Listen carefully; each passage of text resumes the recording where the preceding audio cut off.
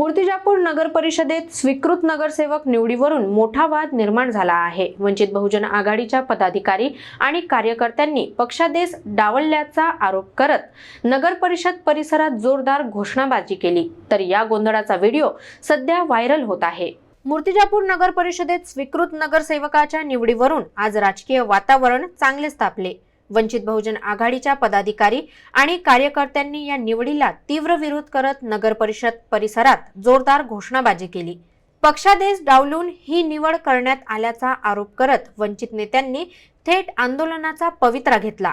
वंचितच्या गटनेत्यांनी भाजपसोबत रात्रभरात लेनदेन केल्याचा गंभीर आरोप यावेळी करण्यात आला।